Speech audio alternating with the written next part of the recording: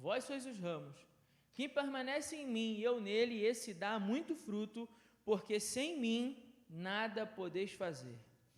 Quem não permanece em mim é jogado fora e seca, a semelhança do ramo. Esses ramos são recolhidos, jogados no fogo e queimados. Se permanecerdes em mim, e as minhas palavras permanecerem em vós, pedi o que quiseres e vos será concedido. Meu Pai é glorificado nisto, em que deis muito fruto, e assim sereis meus discípulos. Como o Pai me amou, assim também eu vos amei, permanecei no meu amor. Se obedeceis aos meus mandamentos, permanecereis no meu amor. Do mesmo modo que eu tenho obedecido aos mandamentos de meu Pai e permaneço no seu amor. Eu vos tenho dito essas coisas para que a minha alegria permaneça em vós e a vossa alegria seja plena. Vou repetir o versículo 11. Eu vos tenho dito essas coisas para que a minha alegria permaneça em vós e a vossa alegria seja plena. Mantenha a sua Bíblia aberta, mas feche novamente seus olhos. Pai, muito obrigado, Senhor, pela tua palavra. Obrigado, Senhor, pelo dom da vida e por podermos estar aqui nesta manhã. Obrigado, Senhor, pela oportunidade de poder cantar canções de louvor ao Senhor, de orarmos na certeza de que somos ouvidos pelo Senhor, de podermos estudar a tua palavra, de poder passar essa manhã contigo, Pai. Pedimos em nome de Jesus que o Senhor continue a falar conosco, como o Senhor já tem falado, e que através da tua palavra o Senhor possa ministrar em nossos corações nessa manhã. Eu oro assim, Senhor, com perdão dos nossos pecados, em nome de Jesus. Amém. Os irmãos podem se assentar, mas mantenha sua Bíblia aberta, porque eu quero falar hoje com os irmãos nessa manhã sobre permanecer na videira. Sobre permanecer na videira. Bom, o texto fala algumas coisas para nós, né? O texto fala sobre como permanecer na videira. O texto também fala sobre como não permanecer na videira. E o texto também mostra para nós os benefícios para aquele que permanece na videira, que é Jesus. Então o texto fala muito mais, né, insistentemente, sobre a palavra, né, sobre o verbo permanecer. Permanecer. Nossa, tá um... Foi? Show. Bom, eu quero começar então falando com os irmãos sobre essa palavra, sobre esse verbo permanecer. Porque eu entendo que nunca foi tão necessário para nós a importância de considerarmos esse verbo, permanecer. Mas não a permanência daquele que insiste na teimosia, né? Há momentos em que a gente permanece teimando, permanece desobedecendo. A gente sabe que está errado ou que não deveria fazer e fica insistindo naquele negócio. Eu não estou falando dessa permanência, vamos dizer assim, do filho, né, desobediente. Eu falo da permanência, quando você tem convicção em Deus de que deveria estar ali, ou fazendo aquilo ali, ou sendo quem você é, ou falando o que você está falando, e você precisa ali firmar a posição e não sair daquele lugar. Falo dessa permanência, da permanência saudável. Eu falo da permanência quando nesse tempo que nós estamos vivendo, as pessoas tão facilmente desistem das coisas. Já percebeu isso? Como hoje no mundo as pessoas desistem tão facilmente de tudo. Teve um problema no trabalho, ela pede demissão. Teve um problema no namoro ou no casamento, aí abandona o casamento. Teve uma dificuldade num projeto, num objetivo de vida, aí ela desiste daquele objetivo. Isso não era para mim, não. E elas tão facilmente desistem das coisas, abandonam as coisas. E muitas vezes a permanência naquele projeto ou naquela circunstância específica seria fundamental para a vida dela, para que a vida dela achasse uma palavra que está aqui no texto, que a gente vai falar um pouco mais dela lá na frente, que é plenitude, que é se sentir pleno na vida. Você já pensou nisso? Quantas pessoas hoje se sentem vazias, se sentem que alguma coisa está faltando, e aí ela tenta buscar isso de todas as formas. E, por exemplo, se ela tem dinheiro, né? E vou fazer uma brincadeira aqui com as mulheres, por favor, não se ofendam, tá bom? Não se ofenda, é só uma brincadeira para tornar a mensagem mais suave e leve. Mas se for mulher e ela vai, e tiver com dinheiro, ela vai no shopping, né, e compra uma opção de sapato, né? Compra uma opção de sapato, compra uma opção de roupa nova, né? Já tem uma opção que não usou, mas vai comprar mais uma roupa nova, para preencher aquilo. E se for homem, pastor? Homem também, né? Tem suas vaidades também, né?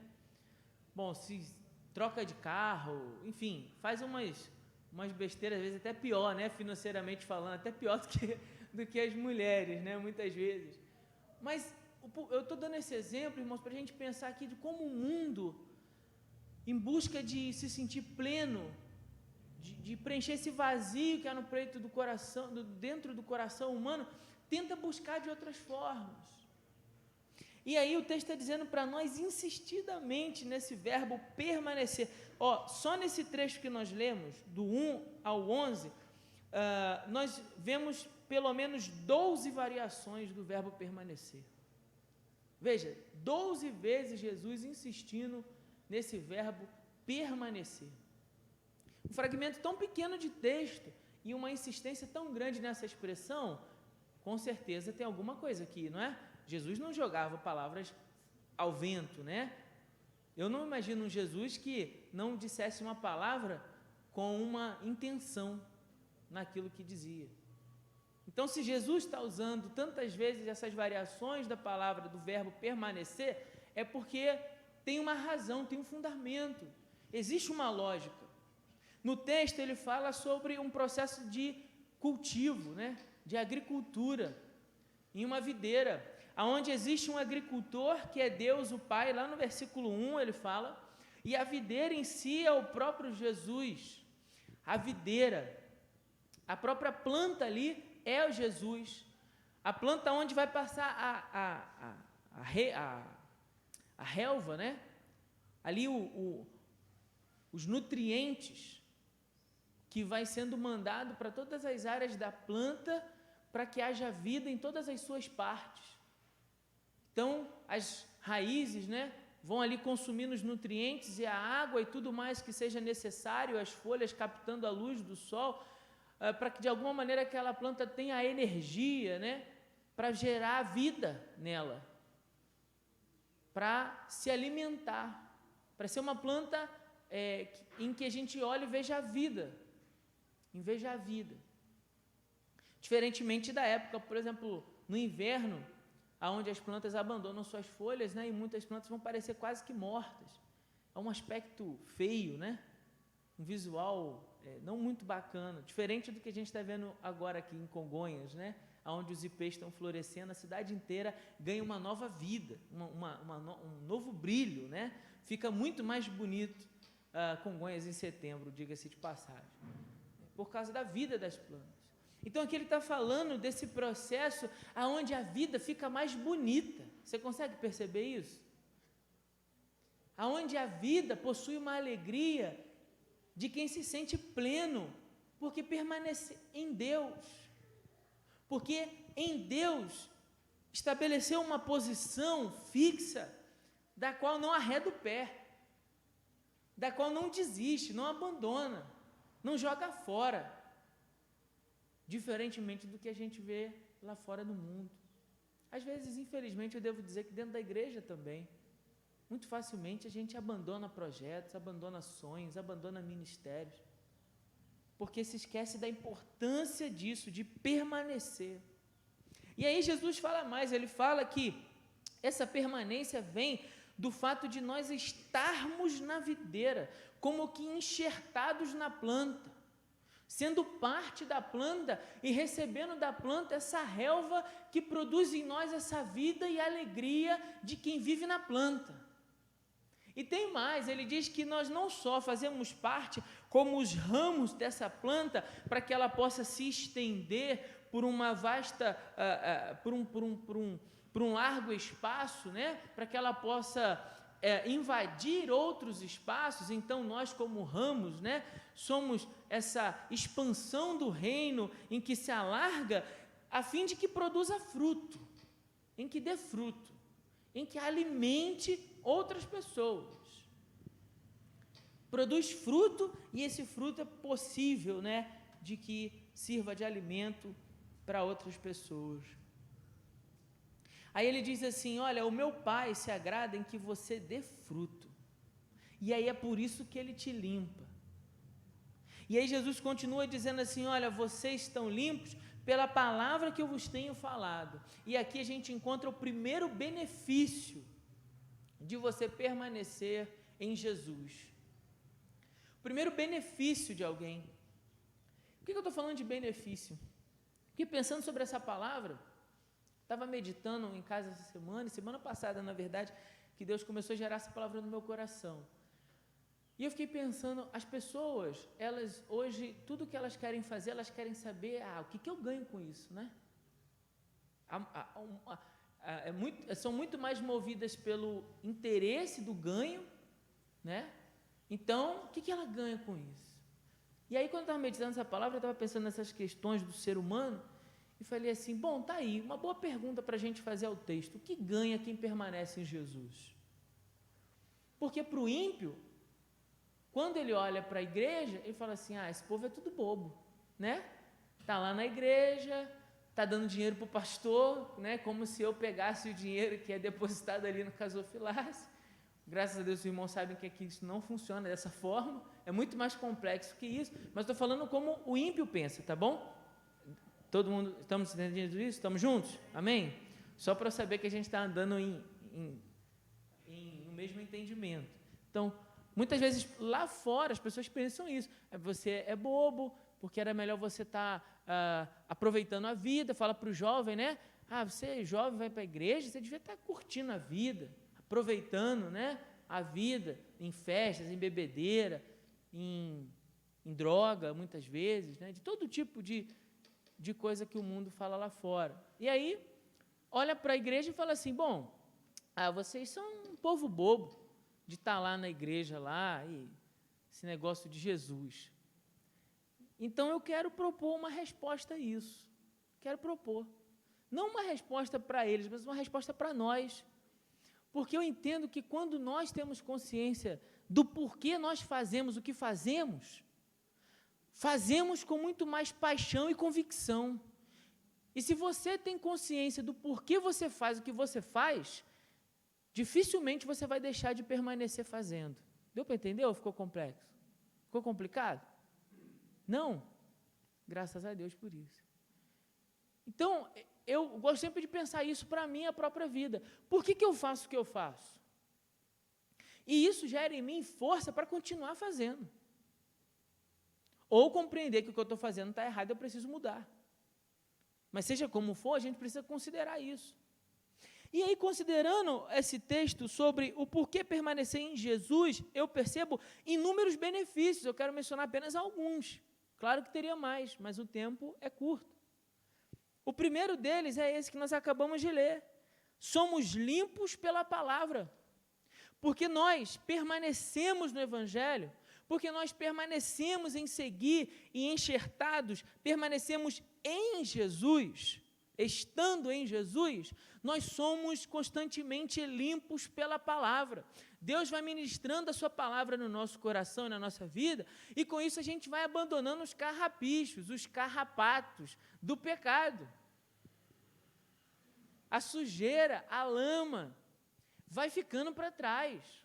A nossa vida vai sendo purificada pela palavra de Deus, porque à medida em que nós vamos crescendo no relacionamento com a videira, à medida em que nós vamos crescendo no relacionamento com Jesus, então o pai, que é o agricultor, vai tirando aqueles ramos na gente que não está dando fruto, né? Aquelas coisas meio tortas que tinha na nossa vida, e o pai vai cortando, e vai tirando, e vai limpando, e vai mostrando, olha, não é assim, é desse jeito aqui, você estava pensando errado, você não deveria fazer dessa forma, e a gente vai viver nesse processo que o texto de 2 Coríntios, lá capítulo 3 e 4, vai dizer que nós vamos sendo transformados de glória em glória. Nós somos um vaso de barro nas mãos do oleiro, mas há em nós um tesouro precioso chamado Espírito Santo de Deus, que agora está dentro de nós e nós vamos sendo transformados. Então, eu prefiro permanecer na videira, porque a consciência que tenho de que eu preciso ser limpo.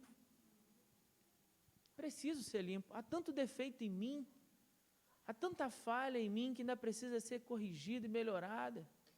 Então, eu já começo a perceber o início, né, do engano de quem está lá fora, que acha que nós estamos aqui dentro, somos pessoas perfeitas. Então, a igreja é um lugar de pessoas perfeitas, as pessoas acham lá fora. Mas a igreja é um lugar de gente imperfeita. A igreja é um lugar de gente imperfeita. E a igreja é esse lugar onde nós, reconhecendo que somos imperfeitos, reconhecemos também que quando permanecemos aqui, o agricultor trabalha na nossa vida. Nós permitimos, enquanto permanecemos aqui, que o agricultor trabalhe em nós. Aquele que não permanece perde essa oportunidade. O que mais o texto diz para nós? O texto diz para nós que nós passamos a ser casa de Deus. Versículo 4 diz assim, acompanhe comigo. Permanecei em mim, e eu permanecerei em vós. Permaneçam em mim, e eu vou permanecer em vós. Dentro de vós. É isso que ele quer dizer. E quem permanece em Deus agora passa a ser casa de Deus. Porque nós permanecemos em Cristo. Deus, como certa vez disse o pastor, né, Ed Renekiewicz, Deus então passou a mudar de endereço. Porque antes, quando eu não conhecia a Cristo, Deus para mim era um Deus lá longe, distante de mim.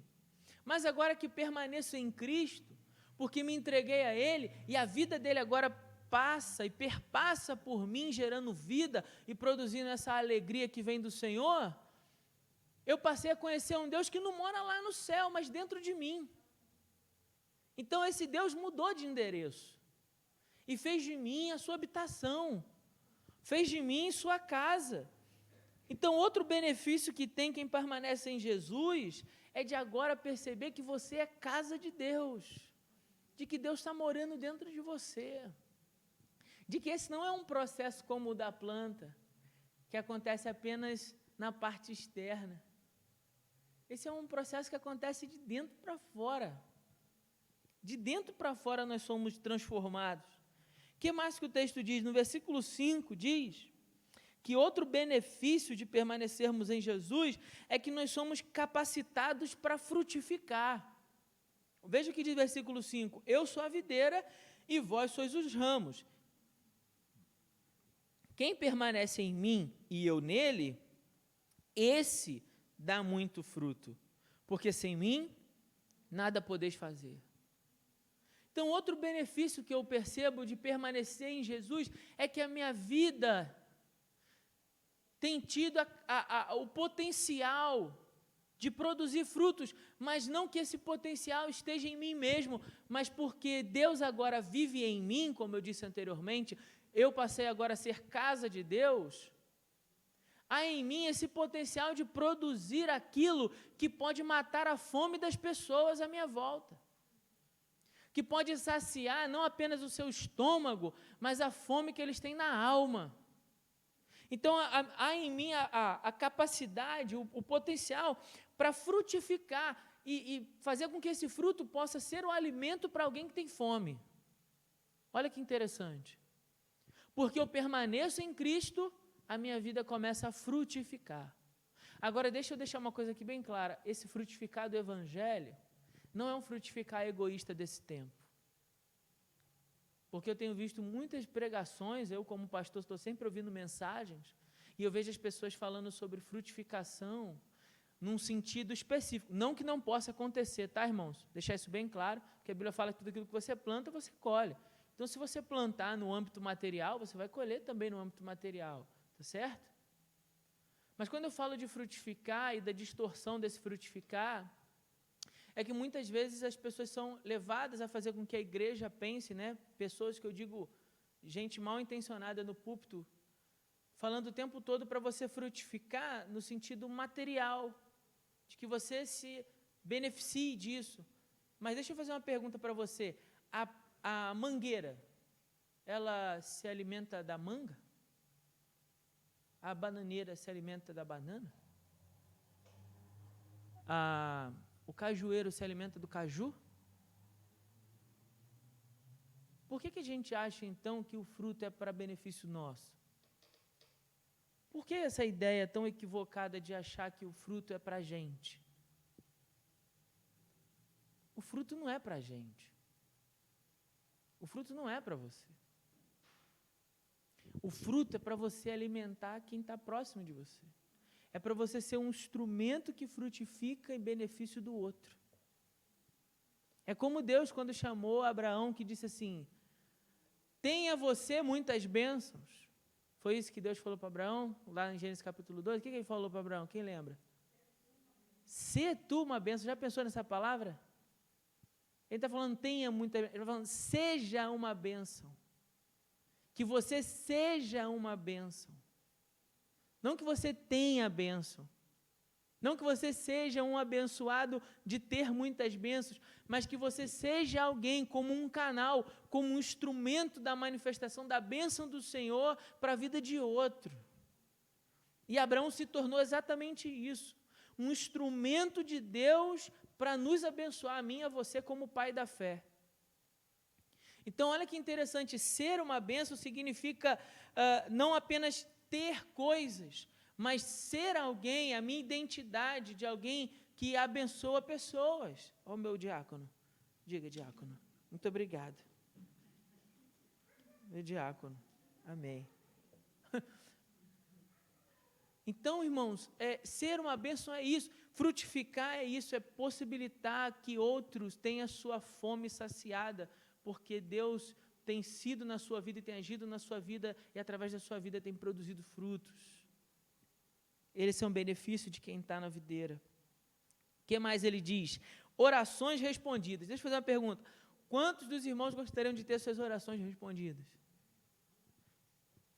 Olha só que interessante. Ninguém diria não, né? Eu não quero, né? Até o Lucas, ó. Mesmo uma criança entende isso, a importância de ter uma oração respondida. Olha que interessante. Que bênção. Agora, esse é um benefício de quem permanece na videira. Olha o que ele diz lá no versículo 7. Ele diz assim, ó, se, partícula condicional, você já me ouviu usar essa expressão aqui outras vezes, se, partícula condicional, permanecerdes em mim e as minhas palavras permanecerem em vós. Lembra que você está sendo limpo pela palavra. Ele diz, pedi o que quiseres e vos será concedido. Olha o segredo aí. Quer ter suas orações atendidas? Permaneça em Cristo. E deixe que a palavra de Deus permaneça dentro de você. Simples assim. Agora, muitos de nós querem ser abençoados e terem suas orações atendidas, vivendo no pecado, vivendo no erro, ignorando a palavra, ignorando a vida de comunhão com Deus. E aí é claro que você vai ter pouca história para contar. Já ouviu essa expressão? Alguns já ouviram, né? Outros não entenderam nada, eu vou explicar. Que os mais antigos diziam, né? Quando você ora, quem ora tem muita história para contar. Quem ora tem muita história para contar.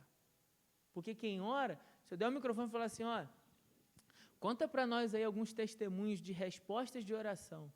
Nossa, a gente vai passar a manhã inteira aqui ouvindo inúmeros testemunhos, sim ou não? Sim. Viu?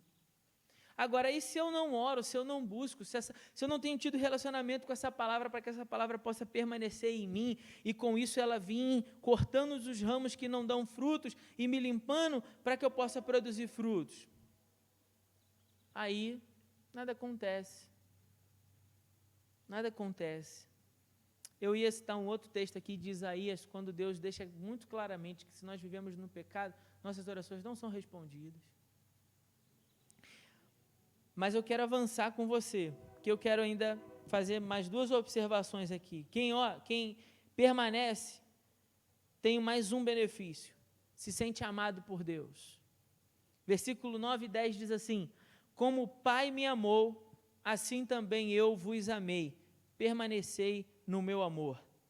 Aí ele usa novamente a partícula condicional para dizer: se, condição, obedecerdes aos meus mandamentos, qual a consequência? Permanecereis no meu amor. Se vocês obedecem aos meus mandamentos, consequência, vocês permanecem no meu amor. Aí eu volto para ler o versículo 9 de novo, para a gente juntar essa lógica. Ele diz assim, ó: então, se você permanece no meu amor, eu o amo, meu Pai também lhe ama, você se sente amado. Por isso, permanecer no meu amor. Ó, se eu obedeço aos mandamentos, eu me sinto amado por Deus. Eu tenho essa consciência, essa convicção de que Deus me ama, de que a minha vida tem sido agradável aos seus olhos. Eu começo a perceber o seu cuidado comigo. Se eu faço o quê? Se eu obedeço aos seus mandamentos. O medo, por exemplo, que João fala na sua primeira carta, é o medo da culpa que implica castigo. Quando ele fala sobre quem está no amor, vence o medo. Ali o medo sugere um medo de culpa. O medo de me sentir culpado e agora Deus vai me trazer castigo porque eu estou vivendo errado. Deu para entender? Ó, estou vivendo no erro, esse erro gera em mim culpa, essa culpa me faz ter um sentimento de que Deus vai me punir. Deu para entender? Agora, ficou mais claro? Então, eu começo a sentir essa culpa e fico pensando, Deus vai me castigar por causa disso. Agora, se eu obedeço aos seus mandamentos, não há em mim o sentimento de culpa, porque eu estou caminhando com Cristo. Eu estou caminhando em obediência. E aí, no lugar aonde eu sentiria, medo proveniente da culpa, eu me sinto amado proveniente da obediência. Deu para compreender? Vamos tornar isso visível. Vamos imaginar que aqui eu estou vivendo no erro. Estou praticando todo tipo de pecado. Então, andando nesse caminho, qual é o sentimento que é produzido no meu coração? Culpa. Essa culpa gera medo. Deus vai me punir. Deus vai me castigar. Nesse outro caminho, eu tenho buscado andar em obediência aos mandamentos do Senhor. E aí o sentimento é um sentimento que de eu sou amado por Deus. Não que isso esteja relacionado ao sentido de que eu fiz por merecer, não é isso. Mas porque eu estou andando em obediência, eu percebo o seu amor.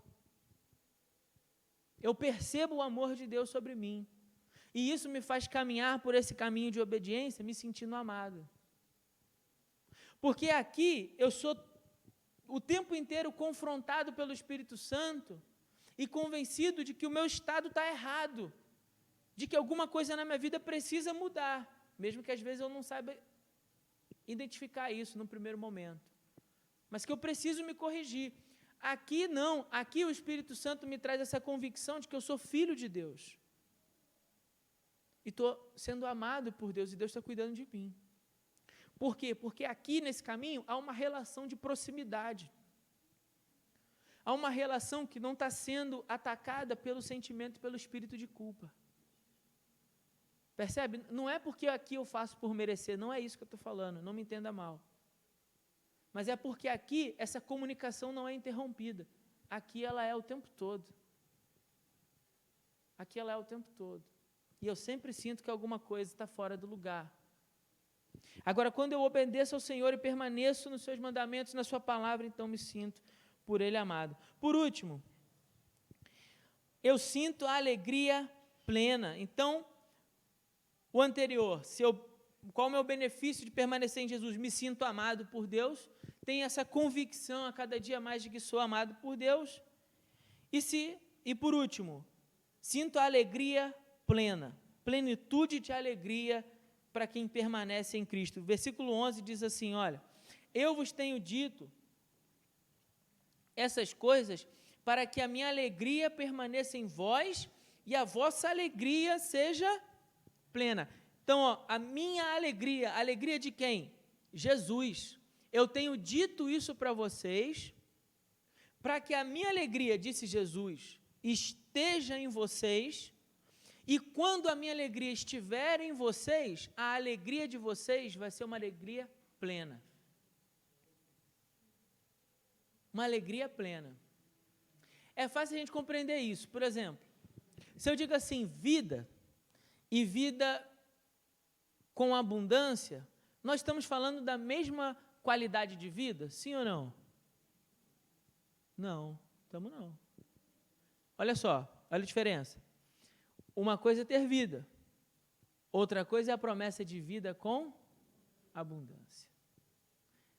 E, mais uma vez, vou só fazer uma observação, não estou falando no sentido material, estou falando em ter abundância de vida. Assim como a gente vai para o mar e fala assim, ali há abundância de água, não é isso? Há abundância de água. Muito além, né? Há muita quantidade de água ali. Há muita vida em Cristo Jesus. E aqui ele está dizendo, olha, alegria e uma alegria plena. Então ele está falando de uma, ele está dando um qualitativo para essa alegria, de se sentir pleno, cheio, sem falta. Uma coisa plena, uma coisa que não tem falta. Não tem mais o que seja necessário acrescentar. E ele está dizendo, olha, se você permanece em Jesus, você sente de Jesus uma alegria plena. Plena, plenitude de alegria. Uma qualidade plena. Então, pleno, olha, não precisa acrescentar mais nada. Por quê? Porque Cristo tem sido a alegria que tem movido a minha vida. Ah, mas você não gostaria que Deus abençoasse, pastor, e te desse coisas? Sim, Deus poderia até me dar coisas, mas a plenitude da alegria não está nas coisas, está em permanecer em Jesus. De maneira que em Jesus eu posso até não ter as coisas e ainda assim ter toda essa alegria. E aí, se eu permaneço em Jesus e Ele decide me dar coisas, essas coisas jamais vão tomar o lugar de Jesus na minha vida. Porque eu vou entender que essas coisas não são a razão da alegria que eu sinto em minha alma. Que essas coisas são adereços, mas elas não são a fonte da alegria. A fonte da alegria que sinto está em Jesus. E esse é um benefício que tem se você permanece em Jesus. Porque senão, do contrário, você vai tentar buscar essa alegria em todos os cantos, meu irmão. De todas as formas, porque nós somos seres carentes, de carências, então nós estamos o tempo inteiro seres desejantes, então nós desejamos para que esse desejo, uma vez saciado, possa gerar em nós alegria. Vou dar um exemplo para ficar mais claro. Quando eu falei do sapato, né, as mulheres, você vai na loja e compra um sapato novo, isso não te dá alegria? Sim ou não? Claro que dá alegria, muita. Uai, se for aquele sapato que você queria, vai dar muita alegria, né? E para os homens, Heitor, o que a gente compraria? Não sei, o que a gente compraria? Dá uma ideia aí para mim. Pode falar. Pode pedir ajuda dos universitários. O que a gente compraria, Luiz? Uma vara de pescar? Aí, para quem gosta de pescar, né? Uma vara nova de pescar. Então, isso vai te dar alegria. Mas ali, vamos botar as mulheres, ou a vara de pescar, né? Dali a uns 6 meses, gera a mesma alegria o sapato? Dali a 6 meses, a alegria que o sapato produz tem a mesma força em você? A vara de pescar. Percebeu a diferença de alegria para alegria plena? Daqui a 6 meses, continuo cheio de alegria. 1 ano, cheio de alegria. 10 anos, cheio de alegria. Porque Jesus pode produzir essa alegria em mim. E aqui ele diz, a condição é essa, que eu permaneça nele. Permanecendo nele, eu sinto essa alegria. Eu tenho nele essa fonte de alegria. Amém? Que Deus possa nos abençoar com a sua palavra e que você veja muitos dos outros benefícios de você permanecer em Cristo. Por último, queria apenas dizer para você, irmãos, permaneça em Jesus. Vale a pena permanecer em Jesus. O que eu queria te mostrar hoje era isso, que vale a pena permanecer em Jesus. Espero que você tenha entendido isso. Vale muito a pena permanecer em Jesus. Amém?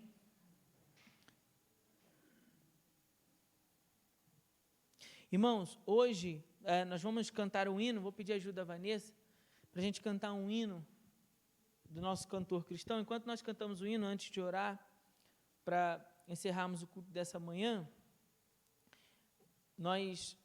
você poderá trazer aqui o seu dízimo, a sua oferta. E lembrando aos irmãos que hoje é o último dia, o último domingo do mês,